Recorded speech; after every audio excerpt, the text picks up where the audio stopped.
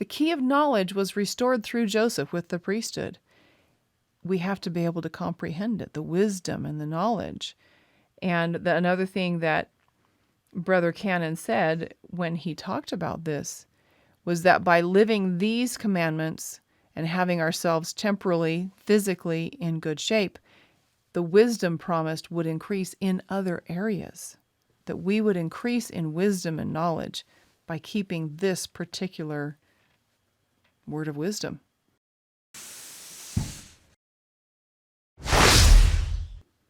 We have a famous section today. What is the famous section we get to study this week? The word of wisdom. Okay, this is one everybody knows the do's. Well, maybe not the do's, you know the don'ts. But I want to talk about the beginning and the end before we talk about the middle. So we're going to do the bread first. We'll get to the filling in a little bit. Talk about the beginning here for me, because what was this given for? What's the background? Why did he say it was given? Well, the first 3 verses were actually, they used to be the introduction to the section. Okay. And they added it to it? Okay. So they used to be part of the introduction. But what do they tell us? Why was this given? Do you guys remember the background story? Yes. His wife, Emma, was concerned about chewing tobacco and smoking and what it was doing to the floor and things like this. And she got concerned about it, and so she went to Joseph Smith and said, something isn't quite right here somewhere. It kind of doesn't seem becoming of men of God, right? Wasn't it because when they were up in, I think, were they in the store at this time? Yes. And when they were up above and they were having their, little school of the prophets. And when they would chew their tobacco and all the smoke and everything, and they would have to clean up afterwards. Mm-hmm. So it would fill the room up and be dirty. And so it caused concern. Something seemed off about it. And so that's the time to ask a question, right? When you have kind of those feelings. And so Joseph Smith went to the Lord and said, well, what about this? Are we missing something here? Right. And that's when he found out that those things were not right. But more was given to him than just smoking and chewing tobacco. But there were many other things that came, and the blessings that would come from obedience to those things. Okay, so let's talk about those 2 things, the beginning of it and the end of it. What is he saying to him? To be sent, in verse 2, greeting, not by commandment or constraint, but by revelation and the word of wisdom, showing forth the order and will of God in the temporal salvation of all saints in the last days. Let's talk about that verse. What is that saying to you? What do you grab and gather as you're thinking about those particular parts? He's telling us that it's for our bodies. Obviously, when our bodies are affected in negative ways, our spirit is also affected in negative ways. And so he's telling them that this is for your body to be healthy, because when your body's healthy, then your spirit will be happier. Okay, so that's that temporal side, right? By invitation, not constraint or commandment. Now, we do treat it as a commandment now, and you'll have to chew on that a little bit. Why is it not given as a commandment, but then we're expected to live it now? And I don't have a problem with living it. I'm not questioning that, but perhaps why would the Lord do such a thing? I know that in previous sections we've heard him say, when I give commandments and you don't follow them, that comes to your detriment, it's to your harm. It could even be as simple as, I'm going to teach you a principle that you can make a choice with, so that it doesn't come to your condemnation. I'm not really sure. I would have to be guessing at that point. I don't know the mind of the Lord in it. But I do know the value of it. And then he talks a little bit about that this principle has a promise. And it's adapted. Now, this is the one that's interesting to me. It's adapted to the capacity of the weak And the weakest. and the weakest of all saints, or those who can be called saints, right? So it shouldn't even be hard to live. And yet it was and is a little bit hard for people. And he tells them why. Now, in the day that they were living, food pretty well came as it was created. You didn't necessarily go down to the store and buy a package of Cheetos or chicken tenders or processed foods like we have now. They didn't have things that they were spraying on their crops that could cause health issues. And yet he says here, in consequence of evils and designs which do and will exist in the hearts of conspiring men in the last days, I have warned you and forewarn you by giving you this word of wisdom by revelation. So we have another section that has a warning like that. Do you guys remember the other section that had a warning? It was about the sacrament. Because Joseph was about to go out and procure some wine, buy some wine so they could have the sacrament with the knights. This is all the way back in Harmony. And he is stopped and told not to go buy wine, and then given the revelation that it didn't matter what they used, but if they were going to use wine, it needed to be wine they made, because people would try to poison them. That's a conspiring thing, isn't it? Yeah. And so we have a lot of things now that didn't necessarily exist then. And I think it's important to know that. It's really important to know that. Their food had not yet been changed like we know it is now. Now, if you go to the end, we have some promises. These promises really ought to make it such that you want to live this commandment. And actually, I was reading a talk this week by George Q. Cannon, and he's talking about the word of wisdom. He was attending a conference, and he'd heard them in their meeting talking about, let's see if we can get the people to covenant to live it, right? And that's what he starts talking about is we shouldn't need, or we don't even want to ask people to covenant to live it, because then they do this short-term thing, and then they do it for a while, and then they fall back into their old habits. He said it should be such that you want to do this. That's a consecration thing. It's what's the word? Testimony. I can't think of the word. Conversion thing. Thank you. I don't know. Con something, right? A conversion thing. That is a conversion thing. And if you're converted to something, the other way is even repulsive to you, right? You just don't want the other thing. That's what true conversion means. And that's what he's saying is if people understand these promises and the danger, and that is in their heart, you won't have to make them covenant. You won't have to have, because it will just be a part of who they are. But listen to the promises so that you can see what he's saying here. And it starts at 18. It goes through 21. Will you read 18 for us, Miranda? Yes. And all saints who remember to keep and do these sayings, walking in obedience to the commandments, shall receive health in their navel and marrow to their bones. Okay, so keeping the commandments is the first part, obedience. This wasn't given by commandment. He's talking about all commandments. So obedience to the commandments shall receive health in their navel and marrow in their bones. Now, this is also talking about what's in here. So health, marrow. Do you guys know what marrow is? What is marrow? It is something inside your bones that actually helps make new blood cells. The white blood cells, the ones that fight disease and illness. Very important that your marrow is working correctly. When I was 17 is when my dad was diagnosed with leukemia. Leukemia is a disease of the bone marrow. And so his body, he just kind of had a constant cold, and he was very, very sick. And so marrow working is vital, very vital. So health in the navel, that's the stomach part, right? This is all of your digestion. This is where all the nutrients from your food get absorbed into your body and taken in. Health in the navel, marrow in the bones, a way to fight off disease and illness. those are important things. But then let's go, that's physical, that's the temporal side.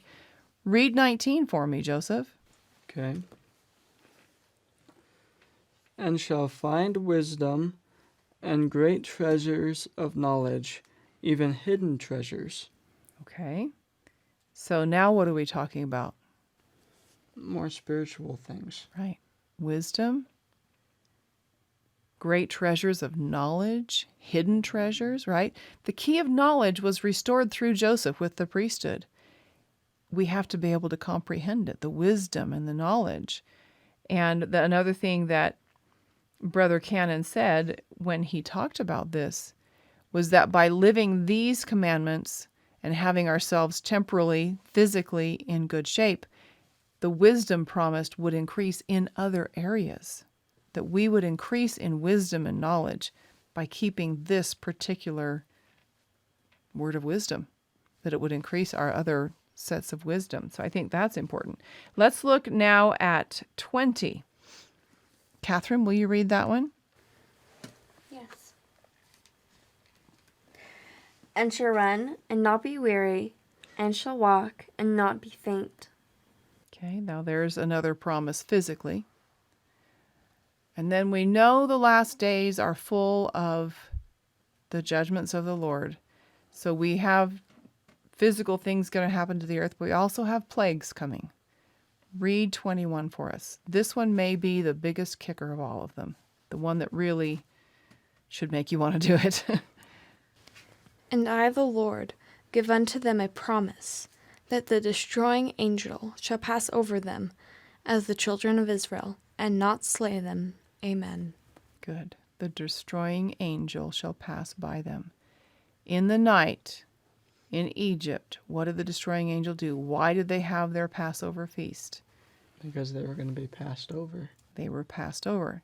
They put the lamb's blood on the door up, so when the destroying angel came and saw that, he passed by those homes. Right. So your Passover, if you want to call it that, is to live this and live it fully. So we know the don'ts. No tea, no coffee, no alcohol, no tobacco. And we know that with tea and coffee, we also are going to include things like energy drinks and caffeinated drinks and other such things. And not everybody agrees on that, but I will tell you that those things are not good for us, and we know they're not. We know the caffeine is dangerous to us. So those are things we make sure to avoid. Those are the don'ts. Don't do this. And for the most part, unless you've got some taste for those things, they're fairly easy to live. Now, if you have taken of those and you've gained the addiction, now that's another story. That's something for you to have to gain testimony of so you can fight it off. But for the most part, those aren't terribly hard. What are some of the do's? We've done a lot of study as a family of Word of Wisdom, trying to live it better and trying to understand. My patriarchal blessing warns me to live the Word of Wisdom. And so I've spent time in this because I felt like I needed to understand it. Is there a use for any of those things? Yes, it gives a use for tobacco. Okay. And it says it's for bruises and sick cattle. Yep. And your dad can tell you they used it on the farm with their sick cattle. Yep, we did. But you didn't use it. No, I did not. What about strong drink? That's for cleansing and washing. Okay. So there is a use for alcohol, cleansing, washing, and it is very cleansing. If you really want to disinfect something, it's a great way to do it. And so there are uses for such things. Well, I remember we were talking with someone and we talked about how we had to clean some costumes or something. I can't remember. Mm-hmm. And they're like, buy vodka. And we're like, wait, what? Yeah. Because it will clean those So some costumes cannot go to the laundry. And dry cleaning doesn't. And sometimes they can't even go to dry cleaners, depending on how they're made. And so to clean them, to remove the dirt and sweat and from whoever else wore it before it's going to pass on to the next person, that was what she was suggesting. The alcohol would destroy all the germs and clean them, which is very interesting. So it does have a cleansing effect. So there are purposes for some of these things, right? Just not through your mouth. Yeah. Not internally. It's not for human consumption. Mm-hmm. Exactly. And in case you wonder if they knew what this was talking about back then, Brigham Young was very clear with the people. Very clear. Tea and coffee. That is what they had. No spirituous drinks, no alcohol. They understood what they were being given. Well, and the way he said it was kind of funny. He's like, some have said that tea and coffee are not hot drinks. He's like, what else did we drink hot? Yeah, what did we drink when this was given? He was pretty clear about it. Brigham tends to be clear that way, so it's very easy to understand him. But then let's talk about what he says to do. What will bring us health in our navel and marrow in our bones and allow us to run and not be weary and walk and not faint? You guys have the experience of going up and down the tower at Breed's Hill there in Boston, right? How many steps was it? 300 something? I think it was almost Almost 300. All the way up? Yeah. And then all the way down? And did you feel weary when you were done? Oh, yes. So you understand weary, right? And how miserable is that? Think of if that's how you always felt when you had to get up and go. If you always felt that amount of tiredness. You guys are young. They're young. They don't necessarily feel the tiredness that the older people in the room feel. And so, but you've had experiences that have worn you out in that way. Imagine if that was how you always felt. That would be miserable, wouldn't it? So take this and put it into your life. If you want to feel this kind of energy and vigor, you need to do something about it. And that's the other thing Brigham Young, I love Brigham Young. Oh my goodness. So he was talking about the fact that we've shortened our lives. That in his day, 50 was old. And people just didn't even necessarily make it to 80 or 90. And we don't get a lot. I mean, we have people living that long now, but not a lot, not the majority, right? But he said, if we want the lives of the fathers, and he's talking way back when their lives were hundreds of years old. Yeah, like Adam 900 and...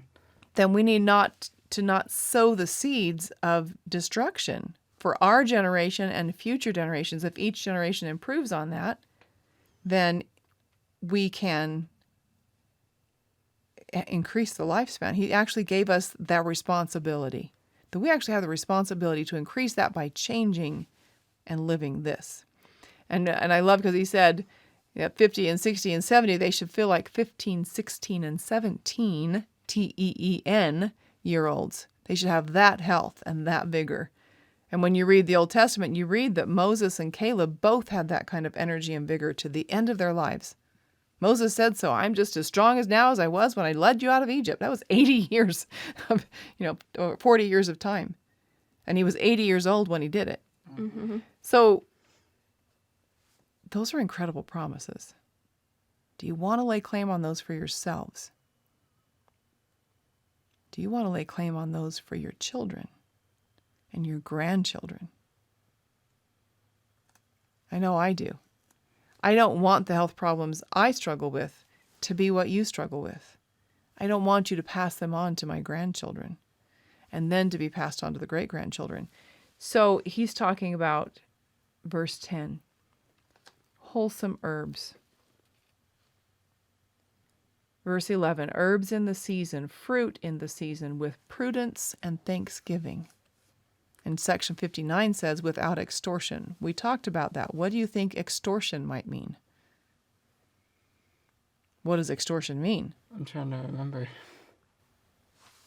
Give me your money, right?